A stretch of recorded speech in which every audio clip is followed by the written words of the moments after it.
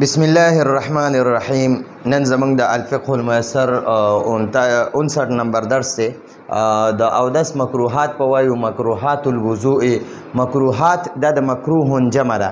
مکروه معنی ده ناخوښه څیز، یعنی کرکجن څیز، او دا مکروهات جمع ده. نو مکروهات الوضوء د اودس مکروهات، په اودس کې ناخوښه څیزونه، د اودس مکروهات. ٹھیک شو جی. نو تکره معنی ده ناخوښه، یعنی مکروه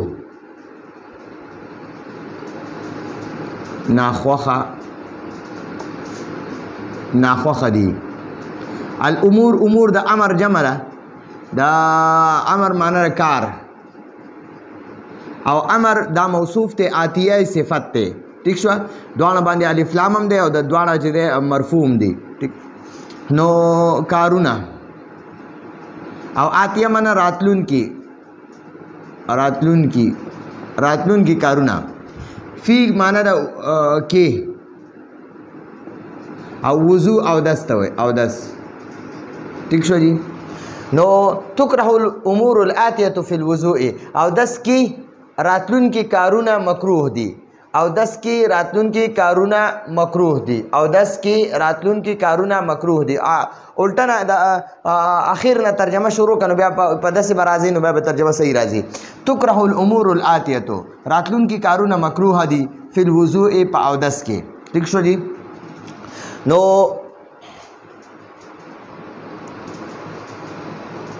دا الامور الاتیه چې ده، دا الامور موصوف ته، الاتیه صفت ته. نو اول به د صفت ترجمه کوي، بیا به د موصوف ترجمه کوي.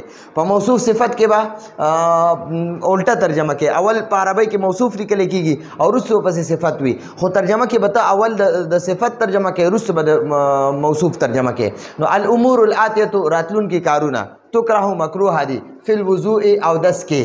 ٹھیک شو. فا حرف جر دی او الوضوء مجرور دی. نو د مجرور ترجمه به مخکې کې، د حرف جر ترجمه به وروسته کې. او دس کې، او دس کې راتلون کې کارونه مکروه دي. ٹھیک شو جی. ان یسرف فی استعمال الماء فی الوضوء. اسرف یسرف معنی ده اسراف کول، یعنی فضل خرچی کول. ٹھیک شو. نو یسرفو دا فعل مضارع ده، صيغه واحد مذکر غائب ده، او د باب افعال نه ده. اسرف یسرف اسرافا، باب افعال نه. او د چې د ان مصدریه د وجه نه دا یسرفو چې دا یسرفا شو، اخري فعل نسب ورکو دی ان، دا ان مصدریه دی او معنی ورله مصدر ته واړوله. نو ان یسرف معنی ده فضل خرچی کول یا اسراف کول. اسراف معنی ده فضل خرچی کول یا زیاته کول، خرچ کې زیاته کول. نو اسراف کول. فی معنی ده کې، او استعمال استعمال ته وایي، او ما اوبو ته وایي اوبه.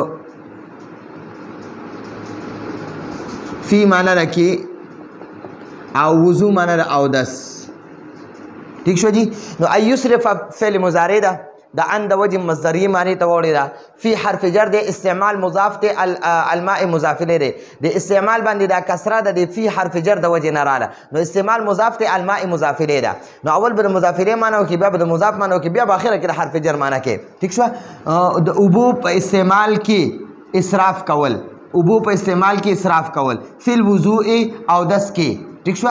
فی حرف جر دی او وضو مجرور دی. نو اول به مجرور معنی کې، بیا به د حرف جر معنی کې، بیا به د مضاف الیه معنی کې، بیا به د مضاف معنی کې، بیا به د فی حرف جر معنی کې. نو او دس کې د اوبو په استعمال کې اسراف کول، یعنی زیاتی اوبه استعمالول، د شرعي ضرورت نه زیاتی اوبه استعمالول، دا هم مکروه دي. نو د دې نه ځان ساتل لازمي دي. نو دا مکروه دي. او مکروه چې دی دوه قسمه مکروه وي، یو ته مکروه تحریمي وي، یو ته مکروه تنزیهي وي. دا مکروه تحریمي چې دي دا حرامو ته نږدې دي، او دا تعریف دی. مکروه تحریمي څه ته وایي؟ چې حرامو ته نږدې وي او ځان ته بچ کول واجب وي، دې ته مکروه تحریمي وای. او مکروه تنزیهي چې حلال ته نږدې وي او ځان ته بچ کول بهتره وي. ٹھیک شو. نو دغه ته مکروه تنزیهي وای. نو ګورئ دا مکروه تحریمي استعمالول، دا ګوره اوبه زیات استعمالول دا عموم ټیک نه ده. ګورئ یو حدیث کې راځي نبی علیه الصلاۃ والسلام یو صحابي په خوا تېرېدو نو هغه ډېرې زیاتې اوبه استعمالولې. نو نبی علیه الصلاۃ والسلام ورته وفرمایل چې اودس دوران کې زیاتې اوبه مه استعمالوه. نو هغه صحابي ته تپوس کو یا رسول الله اودس دوران کې دا اسراف ته اوبه ډېرې استعمالول. نو نبی علیه الصلاۃ والسلام ورته وفرمایل وایي که ته چېرته په خپل لختي باندې یا په خپل کوهي باندې ناسې او اودس کې نو چې څونه ډېر استعمالوه اسراف کې راځي خو لکه مکروه دي صرف. او وایي که ته چېرته د وقف اوبو باندې اودس کې او چې څنګه دا اوس استعمالوي او دغه شان استعمالوي. وقف مطلب د مدرسې اوبه یا د جومات اوبه هغه وقف دي، هغه د هر چا دپاره یعنې صرف د اودس دپاره جایز وي، د نور څیزونو دپاره جایز نه دي. او وایي که ته د مدرسې یا د جومات اوبه چې کوم وقف اوبه دي ته هغه استعمالوي او چې په کوم انداز اوس استعمالوي داسې که هغه د وقف اوبه استعمالوي نو هغه بیا تا دپاره حرام دي، مکروه تحریمي دي، حرامو ته نږدې دي. نو هغې نه ځان ساتل، نو یعنې ځان د اسراف نه ساتل په اودس کې. ټیک شوه. نو ایسرف او اسراف کول یعنی اوبه زیات استعمالول فی استعمال الماء د اوبو په استعمال کې فی الوضوء د اودس په دوران کې. نو په اودس کې د اوبو استعمال کې کثرت کول یعنی زیات استعمالول اسراف کول دا مکروه دي. دویم نمبر ان یقطر فی استعمال الماء فی الوضوء. نو ان مصدریه دی د قطره یقطر معنی ده کمول، تنګي کول، کم استعمالول. ٹھیک شو. نو کمی کول، کمی کول یا تنګي کول. د دې ان مصدریه د وجې زه دا د مصدر معنا کوم د یقطرو معنا د کمی کوي یا به وکي. د ان مصدریه د وجې معنا شوه کمی کول. فی معنا د کې او استعمال ته وایي او ما اوبو ته وایي او فی معنا د کې او وضو معنا د اودس. ٹھیک شو. نو ګورئ ان یقطر فی استعمال الماء فی الوضوء. نو اخیرا بیا شروع شدي فی حرف جر دی، وضو مجرور دی. نو مجرور معنا ولکه اودس او اوس د فی حرف جر معنا وکړه کې اودس کې.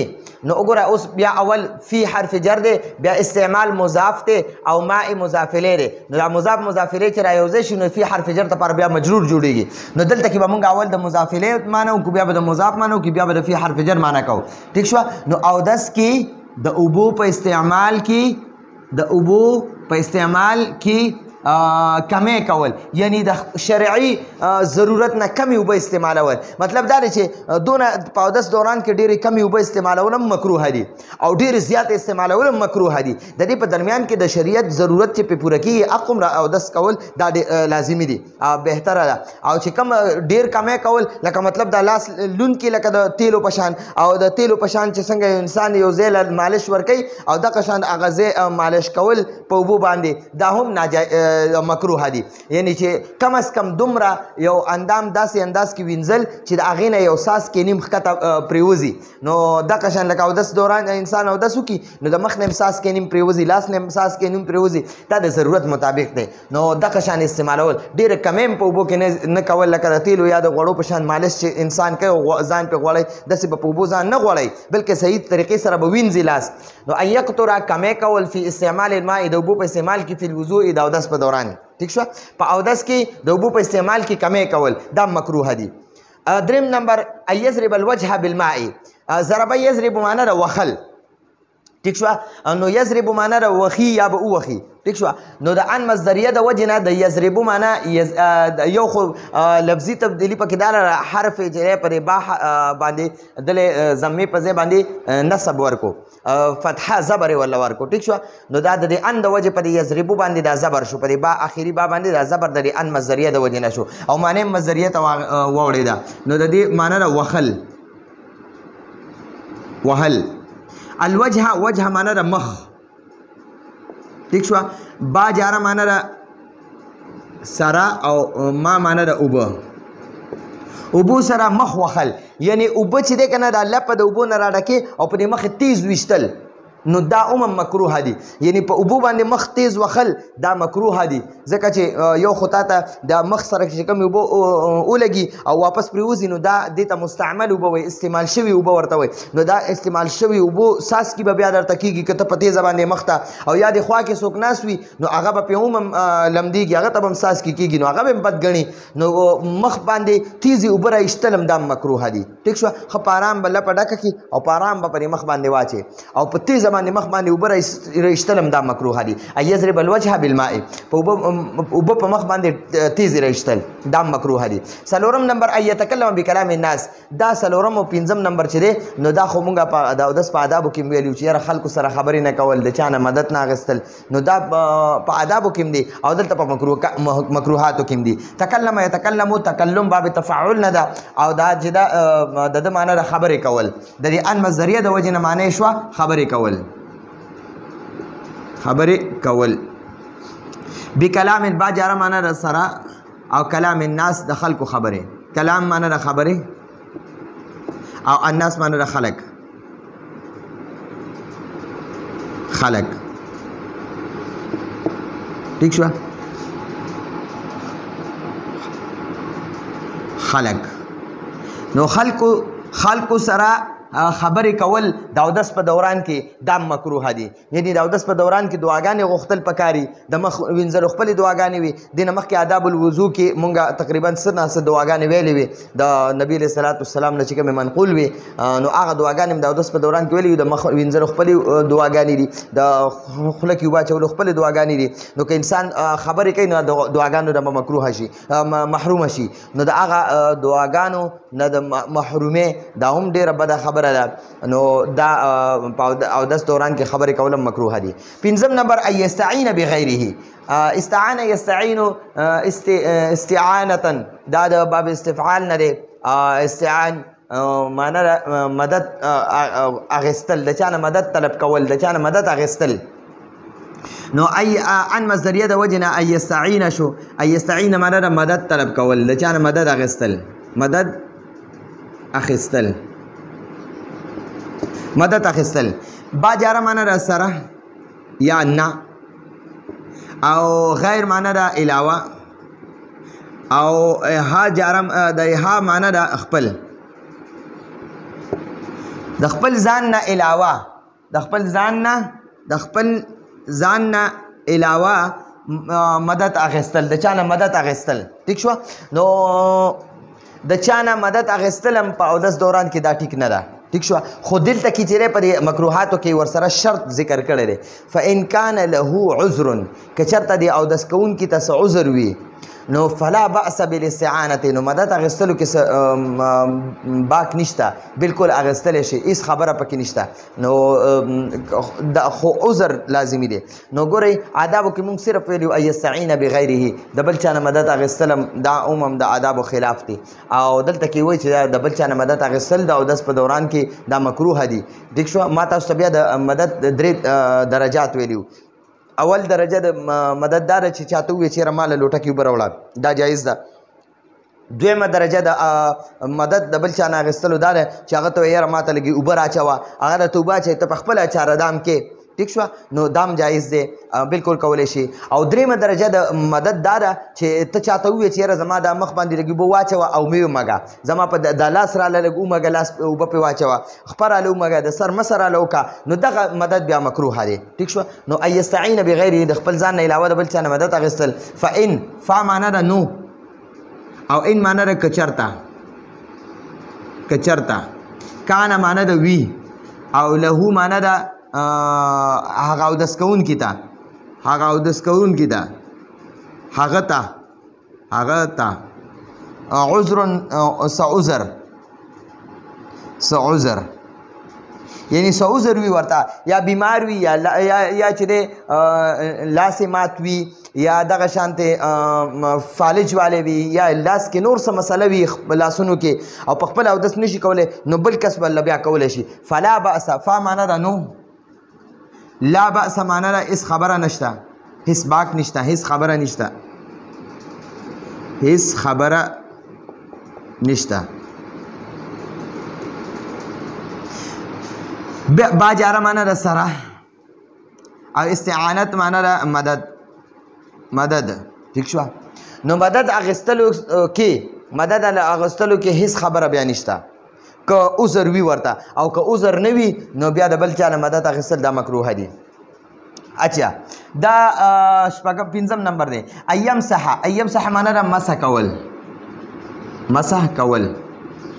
رأس سر ته وایي سر، او ثلاثا معنا ده درې، یعنی درې ځل د سر مسح کول، درې ځل د سر مسح کول، او هر ځل مسح کولو دپاره نوي اوبه اخیستل نو دا مکروه دي. ٹھیک شوه.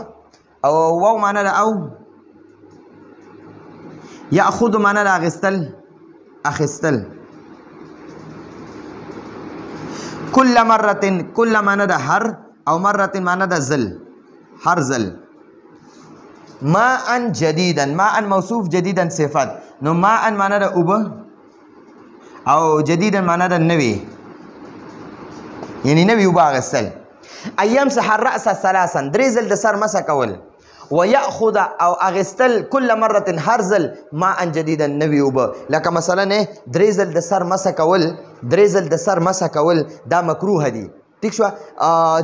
خو چې درې ځل ولا اوبه مخلي، لکه یو ځل دې لاسونه لامده کړه او د سر مسح یې وکړه، ٹھیک شو، بیا دې لاسونه لامده کړه د سر مسح یې دوباره وکړه، بیا دې لاسونه لامده کړه په درېم ځل دې د سر مسح وکړه، خو درې ځل دې مسح وکړه او درې وانه ځل دې لاسونه بیا لامده کړه، دوباره لامده کړه، درې ځل دې لاسونه لامده کړه او درې ځل دې مسح وکړه، نو دا مسح بیا دا مکروه ده. او که نه یو ځل دې لاسونه لامده کړه او د سر بیا درې ځل مسح وکړي نو دا بیا خیر دی، دا جایز ده، ثابت ده. ځکه اشرف الهدایه لیکلي دي چې یو انسان یو ځل لاس لامده کړي او درې ځله سر مسح وکړي نو بالکل کولی شي. ٹھیک شو، دا ثابت دي. لیکن که چېرته درې ځل د سر مسح کوي او درې ځل وانه لاسونه لمدی نو دا بیا مکروه دي. نو دغه نه ځان بیا ساتل دي. نو دا شپږ مکروهات دي د اودس، د دې نه ځان ساتل پکار دي، ځکه چې دې سره اودس کې کمی راځي. مکروهات الوضوء، د اودس مکروهات، تکره الامور الاتیه فی الوضوء، په اودس کې راتلونکي کارونه مکروه دي. اول نمبر ایسرف، اسراف کول، فی استعمال الماء، د اوبو په استعمال کې، فی الوضوء، د اودس په دوران کې. د اودس په دوران کې یعنی په اودس کې د اوبو په استعمال کې اسراف کول، دا یعنی زیاتې اوبه استعمالول، د شرعي چې کوم ضرورت وي د هغې نه زیاتې اوبه استعمالول. مثلا شرعي ضرورت دا دی چې ته درې ځل لاس وینځه، او ته لګیا یې پنځه ځل لاس وینځي یا شپږ ځل لاس وینځي، مخ شپږ ځل وینځي، خپې شپږ ځل وینځي، نو دا بیا مکروه راځي، ځکه درې ځل دا مسنون دي. دویم نمبر دی ایکتر فی استعمال الماء فی الوضوء، د اودس په اودس کې د اوبو په استعمال کې کمی کول، یعنی کمی اوبه استعمالول، لکه د غوړو یا د تیلو په شانتې لاس له مالش ورکول، لاس لونکي اوبو سره او بیا په مخ باندې راکاږي، پوره مخ نه لوندې، نو دا مکروه دي، داسې هم نه دي کول پکار. او دریم نمبر دی ایضرب الوجه بالماء، اوبو سره خپل مخ تیز وخل، یعنی اوبو باندې د خپل مخ تیز وخل دا مکروه دي، یعنی تیز دی مخ ته اوبه رایشتل، دا د دې مخ یو خو د مخ بېادبي ده، ځکه دا مخ د انسان په بدن کې یو ډېر معزز ځای دی، نو د دې عموم بې حرمتي راځي. او دویم دا دی چې تا ته دا چې کوم استعمال شوي اوبه دي د هغې څاڅکي هم درته کېږي. او درېیمه دا چې خوا کې د چېرته بل څوک اودس کوي نو هغه ته هم څاڅکي کېږي، نو ډېر نقصانات دي پکې، دې نه ځان ساتل دا مکروه دي. څلورم نمبر ایتکلم بکلام الناس، خلکو سره خبرې کول. پنځم نمبر ایستعین بغیره، د خپل ځان نه علاوه د بل چا نه په اودس دوران کې مدد غوښتل. خو فإن كان له عذر، که چېرته اودس کوونکي ته څه عذر وي، یعنې څه تکلیف وي ورته، لاس ماتي یا فالج والی یا نور څه تکلیف وي ورته، فلا بأس بالاستعانة، نو بیا په استعانت یعنی مدد اخیستلو کې هېڅ باک نشته، هېڅ خبره نشته، بیا مدد اخیستی شي د بل چا نه. او شپږم نمبر اخیری نمبر ایمسح الرأس ثلاثا، د سر درې ځل مسح کول، ویأخذ کل مرة، او هر ځل اخیستل ماء جدیدا نوي اوبه، یعنی د سر مسح لپاره هر ځل کې درې ځل اوبه استعمالول، نو دا هم مکروه دي. نو دا شپږ خبرې مکروهاتو. راتلونکي درس پر اجازت غواړو. هذا هو المرام، والله اعلم بحقیقة الكلام.